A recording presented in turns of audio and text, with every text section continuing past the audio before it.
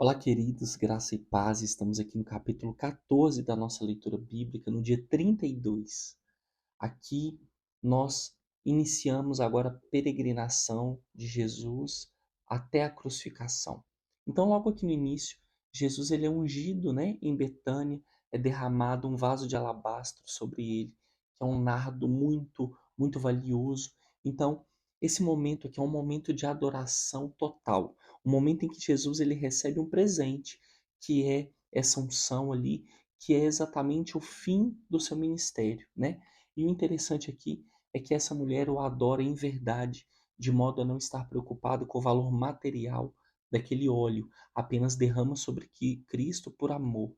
Logo em seguida acontece o pacto da traição, em que Judas combina de trair Jesus, e logo em seguida é a preparação da Páscoa pelos discípulos.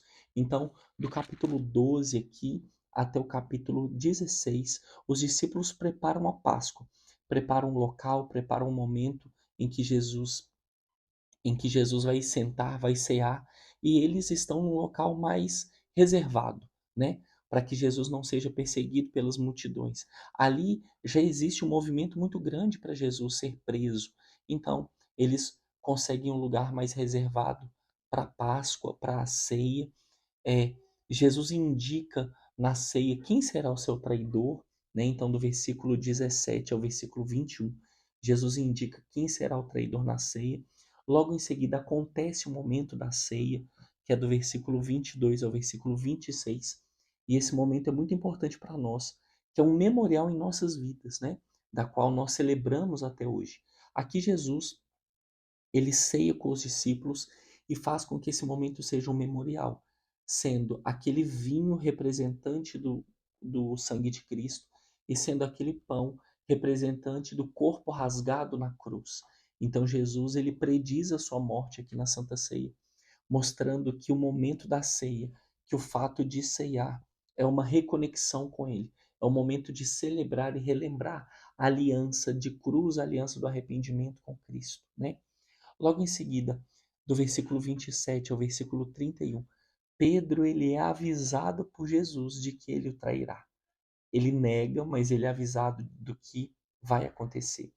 E aqui, para mim, que é o ponto principal do capítulo 14, é Jesus no Getsemane, né?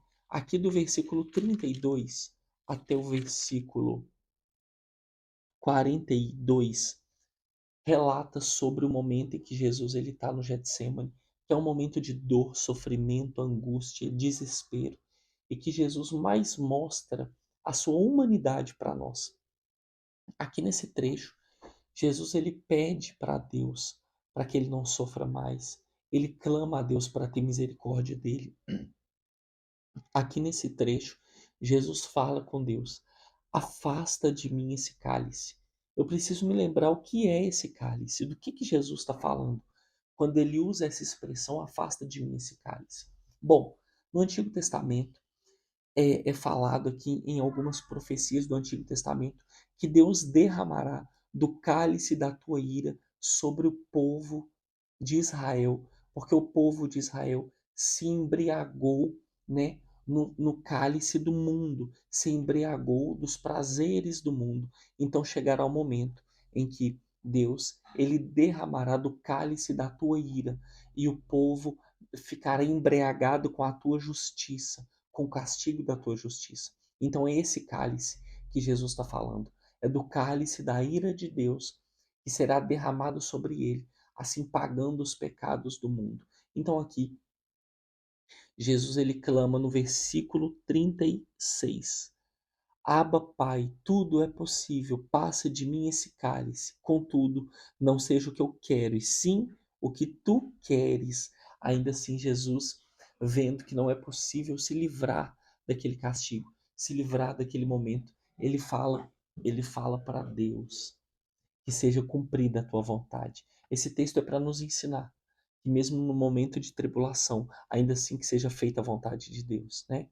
E veio pela terceira vez e disse-lhes: ainda dormis e repousais? Basta. Aqui Jesus, ele chama a atenção dos discípulos que dormiram pela segunda vez, no momento de dor e fragilidade de Cristo, né? e fala com eles: agora chega, chegou a hora. Já no versículo 43 ao 50, Jesus, ele é preso e levado para o Sinédrio, é o momento em que Judas traz Jesus. Em seguida, aqui é muito interessante essa parte do texto. Seguia-o um jovem, coberto unicamente com um lençol, e lançaram-lhe a mão, mas ele, largando o lençol, fugiu desnudo. Esse texto é Marcos falando dele mesmo, né? Algumas pessoas podem ter lido o texto e ficado sem entender. Peraí, não tem nada a ver isso aqui. De repente aparece um jovem que está enrolado num lençol, foi ver o que acontece, puxaram o lençol dele, ele sai correndo pelado, né? Que texto que é esse? Marcos, ele se refere a si mesmo na terceira pessoa, tá? Marcos aqui, ele está falando dele no momento em que Cristo foi pego. Logo em seguida, já no versículo 53 ao 65. Não vou entrar em muito detalhe aqui, porque nós detalhamos bastante esse texto em Mateus. É quando Jesus ele é levado para o sinédrio, ele é acusado, ele é colocado em julgamento. E ele não revida nem justifica nada do que ele ouviu, né? Nenhuma das acusações, porque ele sabe que ele precisa ser acusado. Já do versículo 66 até o versículo 72, que é o final aqui do capítulo 14, nós temos o momento em que Pedro nega Jesus, se arrepende, chora aos pés do Senhor, pede perdão, e a gente vê a diferença de arrependimento para remorso. Eu comparo isso porque Judas, ele sente remorso, não se arrepende, acaba suicidando. Já Pedro sente a culpa, se arrepende e busca perdão a Deus e se torna um dos maiores pregadores da igreja antiga, né? Um dos maiores pregadores, dos maiores apóstolos que ensinam sobre o amor de Cristo. Bom, até aqui é o capítulo 14. Eu espero que você tenha gostado desse estudo.